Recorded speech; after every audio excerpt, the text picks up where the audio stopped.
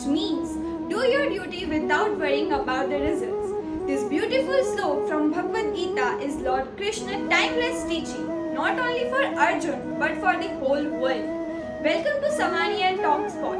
I am Khushi from class 9. Janmashtami is the celebration of Lord Krishna birth, the god of love, wisdom and challenge.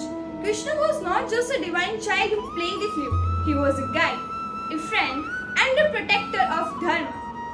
From his playful stealing of butter to giving the message to the world of Gita, every act of Krishna's life had a lesson for humanity. Today, as we celebrate Janmashtami, let us remember his greatest advice.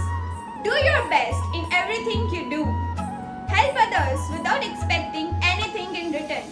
Face every problem with a smile just like Krishna did. If we follow little what Krishna thought, our life will be happier and our world will be kinder.